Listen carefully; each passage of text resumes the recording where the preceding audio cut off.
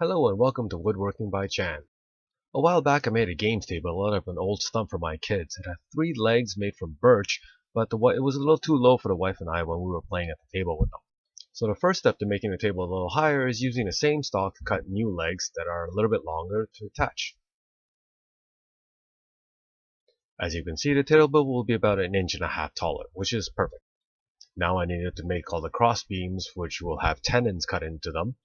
Use a marking gauge to measure out the depth of each tenon and then repeat for all 4 ends.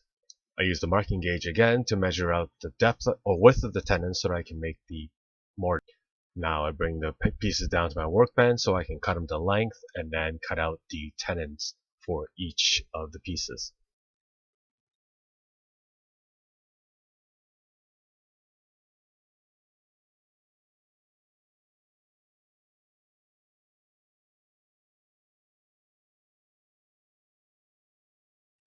Now I have a couple new toys I want to try out, like this chisel plane, to try and make the tenons nice and smooth or 90 degrees at the ends.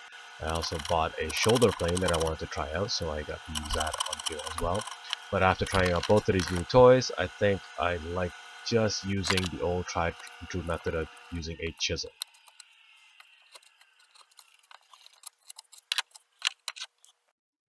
Next was marking off a cut design that I can use to spread the piece so that I can put the wedge into the tenon to tighten the joint.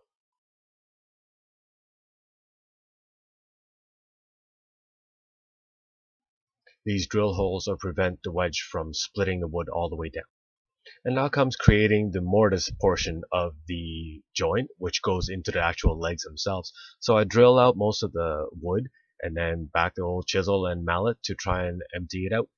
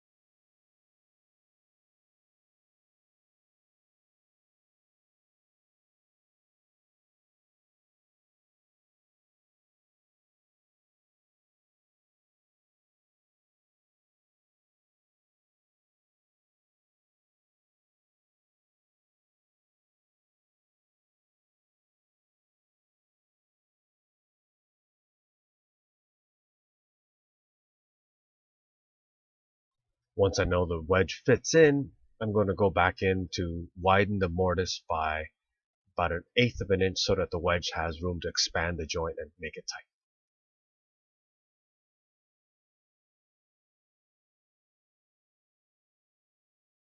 tight. And there is the final product. So now I have to go in and cut a notch in the middle of both pieces so that when I stack them on top of each other, all the legs will lie flat on the ground.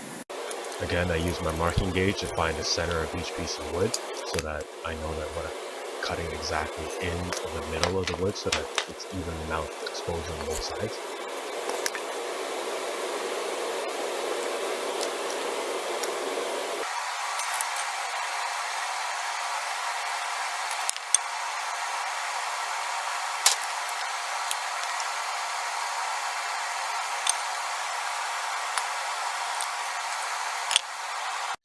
Some quick work on the bandsaw, and this cut is ready to go.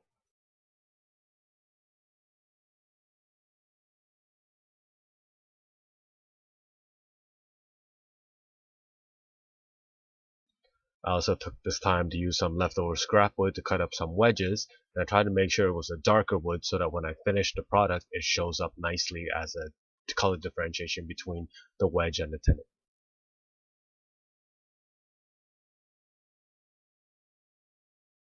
Just a little bit of smoothing work on the legs to get rid of the saw marks and chamfer at the corners so that it wasn't as sharp, using a nice small hand plane.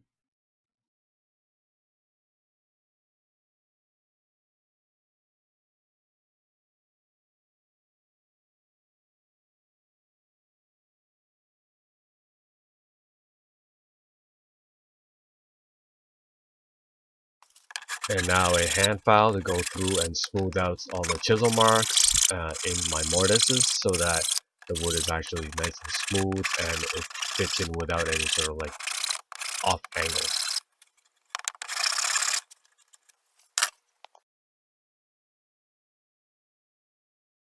So here I am placing the actual joint together, putting the wedges, a little bit of glue on the tips of the wedges so that when I hammer it in, it'll hold in there and when the glue dries, it'll be a solid joint.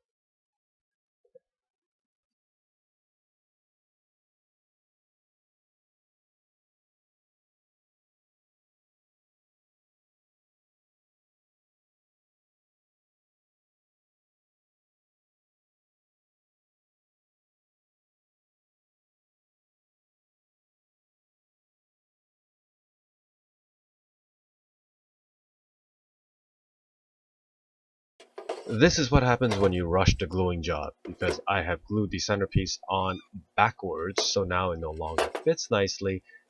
It is a big goof up. So after some thought and ripping my hair out, I came up with an idea of trying to do some sort of scissor type joint. I've never seen this before, but I thought it might work. So basically it's just 45-degree cuts on the ends of the wood, and then, but it's like alternating 45s.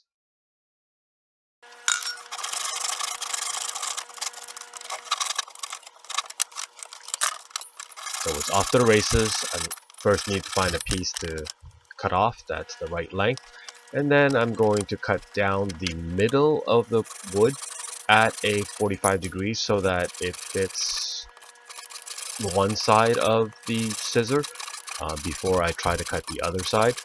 There are a lot of math involved in this and trying to make sure I don't mess up again.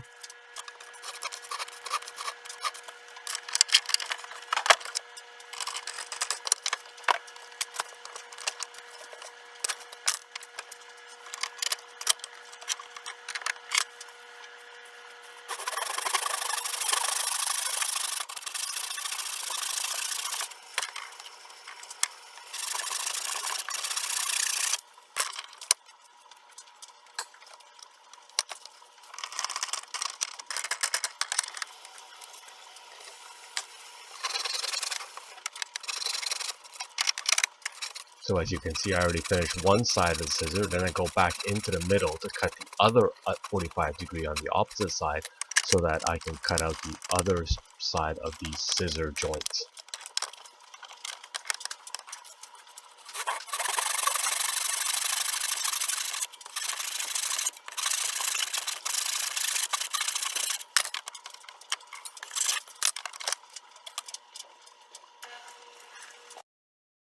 When it's all done, it looks like this, and now I can place it into the middle where I will cut out the original mistake and then place this in.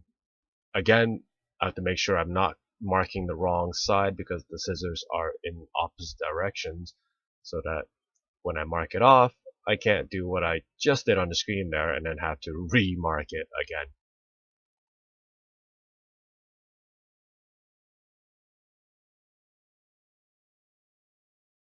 Once I cut out that middle piece, I will essentially have three pieces that join nicely to have the same length as I had before with a solid piece of wood in the middle. Therefore, I can recut that joint hopefully in the right place so that the legs all face the proper direction. A little bit of glue and some clamps to hold it in place, and everything should turn out nicely.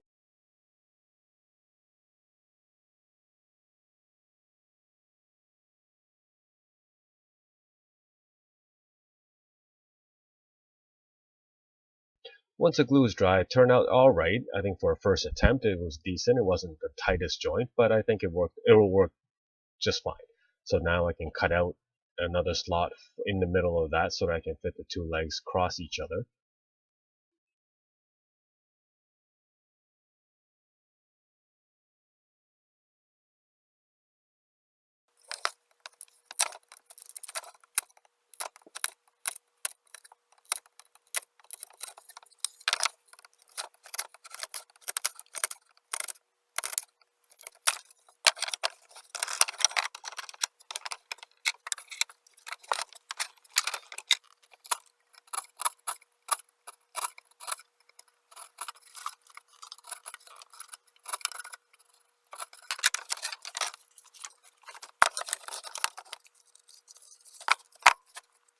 To secure the legs to the stump this time, I decided to go with drilling holes into the tops of the legs and then putting dowels into it, gluing the dowels in place, and then doing the same thing to the bottom of the stump so that they were essentially locked in place and then gluing the whole assembly together.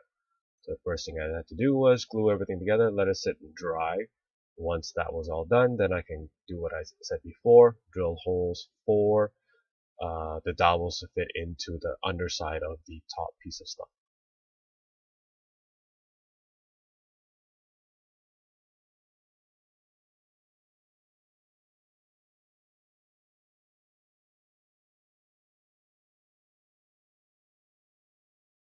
So this is what the new assembly looks like. I haven't clear coated the legs yet, but it's already worked out very well as a game staple. I hope you enjoyed this video, and I'll see you on the next build.